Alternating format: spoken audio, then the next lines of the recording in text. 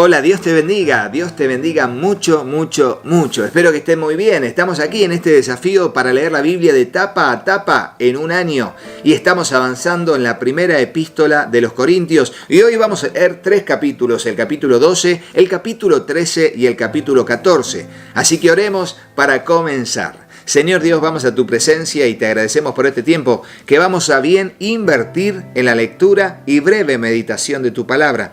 Ayúdanos a comprender todo lo que tiene que ver con la unidad y el propósito de los dones que tú mandas. Señor, aquí está nuestro corazón como una tierra fértil donde tu palabra, tu semilla será sembrada. Te ruego, Dios, que allí pueda germinar, crecer y dar fruto al 100, al 60 o al 30 por uno, conforme sea tu propósito y nuestra fe en tu bendita palabra. Te lo pedimos en el nombre de Jesús y te decimos amén y amén. Y así leemos el capítulo 12 titulado Dones Espirituales.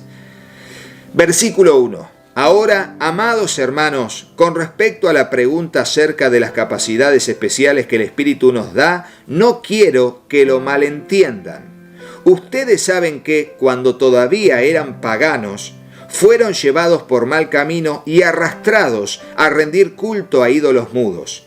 Por lo tanto, quiero que sepan que nadie que habla por el Espíritu de Dios maldice a Jesús. Y nadie puede decir que Jesús es el Señor, excepto por el Espíritu Santo. Hay distintas clases de dones espirituales, pero el mismo Espíritu es la fuente de todos ellos. Hay distintas formas de servir, pero todos servimos al mismo Señor. Dios trabaja de maneras diferentes, pero es el mismo Dios quien hace la obra en todos nosotros. A cada uno de nosotros se nos da un don espiritual para que nos ayudemos mutuamente. A uno, el Espíritu le da la capacidad de dar consejos sabios. A otro, el mismo Espíritu le da el mensaje de conocimiento especial. A otro, el mismo Espíritu le da gran fe y a alguien más, ese único Espíritu le da el don de sanidad. A uno le da el poder para hacer milagros y a otro la capacidad de profetizar. A alguien más le da la capacidad de discernir si un mensaje es del Espíritu de Dios o de otro espíritu.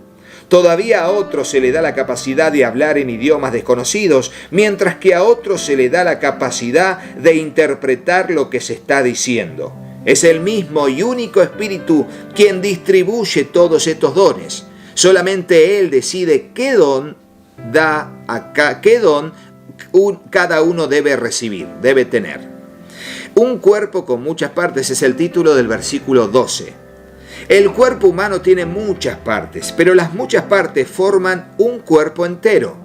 Lo mismo sucede con el cuerpo de Cristo. Entre nosotros hay algunos que son judíos y otros que son gentiles. Algunos son esclavos y otros son libres, pero todos fuimos bautizados en un solo cuerpo por el mismo Espíritu y todos compartimos el mismo Espíritu. Así es, el cuerpo consta de muchas partes diferentes, no de una sola parte. Si el pie dijera, no formo parte del cuerpo porque no soy mano, por eso dejaría de ser parte del cuerpo. Y si la oreja dijera, no formo parte del cuerpo porque no soy ojo, ¿dejaría por eso de ser parte del cuerpo? Si todo el cuerpo fuera ojo, ¿cómo podríamos oír? Si todo el cuerpo fuera oreja, ¿cómo podríamos oler? Pero nuestro cuerpo tiene muchas partes y Dios ha puesto cada parte justo donde Él quiere. Qué extraño sería el cuerpo si tuviera solo una parte. Efectivamente, hay muchas partes, pero un solo cuerpo. El ojo nunca puede decirle a la mano, no te necesito. La cabeza tampoco puede decirle al pie, no te necesito. De hecho, algunas partes del cuerpo que parecieran ser las más débiles y menos importantes, en realidad son las más necesarias. Y las partes que consideramos menos honorables son las que vestimos con más esmero. Así que protegemos con mucho cuidado esas partes que no deberían verse, mientras que las partes más honorables no precisan esa atención especial. Por eso Dios ha formado el cuerpo de tal manera que se les dé más honor y cuidado a esas partes que tienen menos dignidad. Esto hace que haya armonía entre los miembros a fin de que los miembros se preocupen los unos por los otros. Si una parte sufre, las demás partes sufren con ella, y si una parte se le da honra, todas las partes se alegran. Todos ustedes en conjunto son el cuerpo de Cristo y cada uno de ustedes es parte de ese cuerpo. A continuación, hay algunas partes que Dios ha designado para la iglesia. En primer lugar, apóstoles. En segundo lugar, los profetas. En tercer lugar, los maestros. Luego, los que hacen milagros, los que tienen el don de sanidad, los que pueden ayudar a otros, los que tienen el don de liderazgo y los que hablan en idiomas desconocidos. ¿Acaso todos somos apóstoles? ¿Somos todos profetas? ¿Todos somos maestros? ¿Tenemos todos el poder de hacer milagros? ¿Tenemos todos el don de sanidad?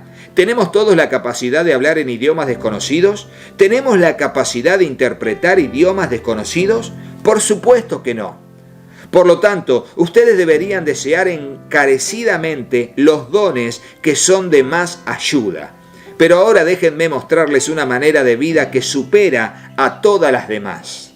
Este camino más excelente que dice la Reina Valera 60 es el amor.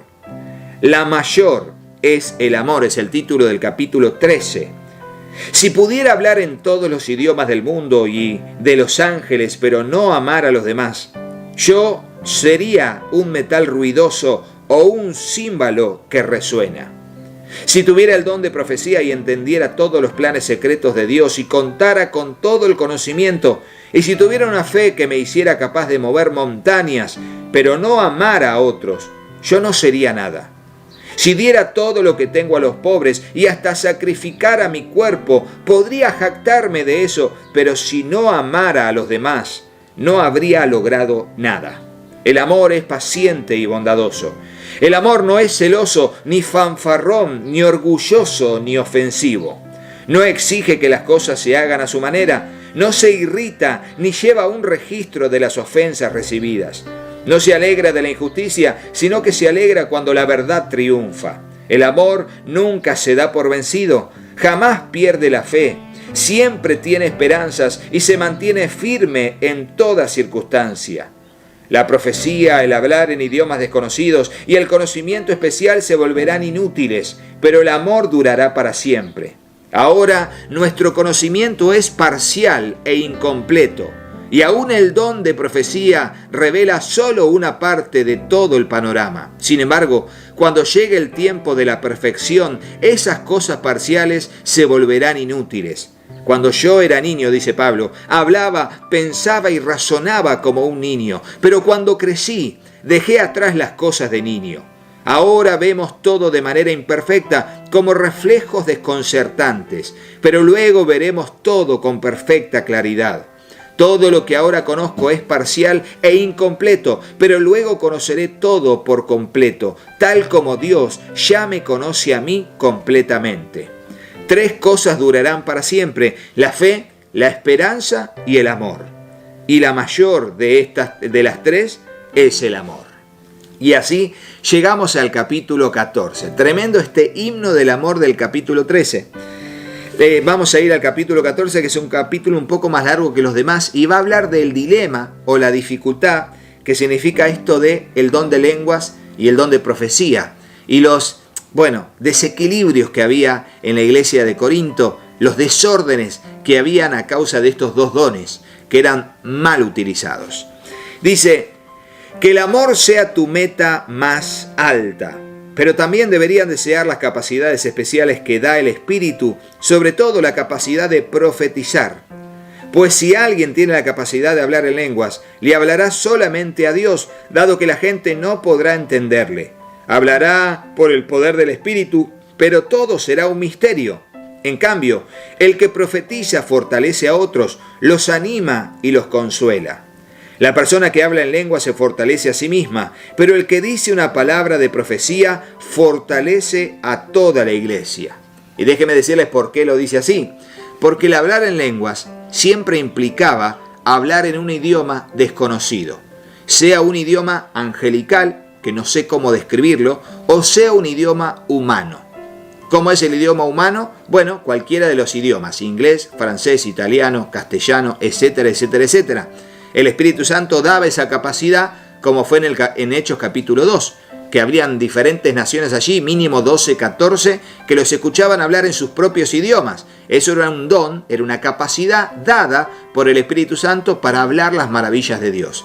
Pero si uno en una reunión de iglesia se pone a hablar en lenguas, sea una lengua humana o de otro índole o de otra naturaleza, nunca nadie iba a poder entender el mensaje. Sin embargo, si profetizaban, que era hablar como estamos hablando nosotros, en el idioma local, el idioma vernáculo de cada pueblo, de cada nación, de cada ciudad, allí todos iban a ser edificados, porque esa profecía iba a ser en un lenguaje entendible, el lenguaje que era accesible para todos porque todos lo hablaban.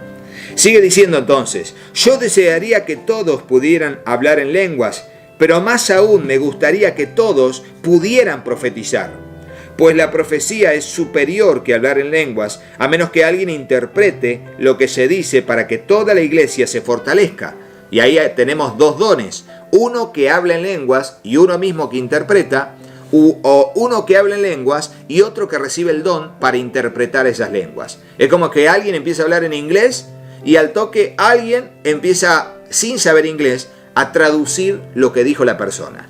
Bueno, es algo muy especial, se ha visto muy pocas veces. Amados hermanos, si yo fuera a visitarlos y les hablara en un idioma desconocido, ¿de qué les serviría a ustedes? En cambio, si les llevo una revelación o un conocimiento especial o una profecía o una enseñanza, eso sí les sería de ayuda. Aún los instrumentos inanimados como la flauta o el arpa tienen que emitir sonidos nítidos o nadie reconocerá la melodía. Si el toque de trompeta no es entendible, ¿cómo sabrán los soldados que se les llama a la batalla? Lo mismo ocurre con ustedes. Si hablan a la gente con palabras que no entienden, ¿cómo podrían saber lo que ustedes dicen? Sería igual que hablarle al viento. Hay muchos idiomas diferentes en el mundo y cada uno tiene significado. Pero si no entiendo un idioma, soy extranjero para el que lo habla, y el que lo habla es un extranjero para mí. Lo mismo ocurre con ustedes. Ya están tan deseosos de tener las capacidades especiales que les da el Espíritu, ya que están tan deseosos de tener las capacidades especiales que les da el Espíritu, procuren las que fortalecerán a toda la iglesia.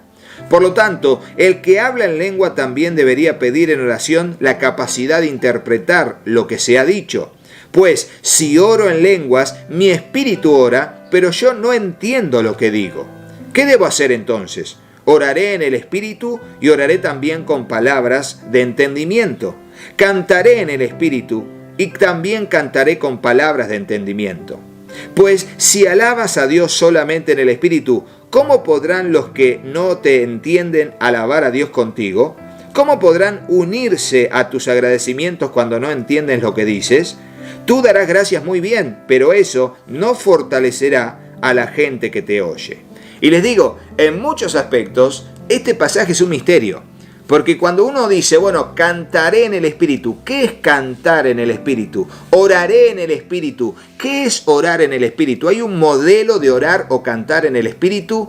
¿Cómo puedo definirlo? Bueno, en realidad, en el concepto bíblico, tendríamos que haber estado ahí para saber qué es. Hay personas que puedan decir, cantar en el Espíritu es esto, es decir, de tal manera, es cuando te toma el Espíritu y bla, bla, bla, bla, bla. Lo que sí sabemos es que cuando alguien ora en el Espíritu o canta en el Espíritu, no se entiende nada lo que dice. Realmente pueden ser monosílabos o múltiples sílabas en un idioma o en un dialecto o usando fonemas, sonidos que no se entienden. No se entienden, ni siquiera la persona lo entiende, pero su espíritu está en comunión con Dios. ¿Es un misterio? En muchos aspectos sí.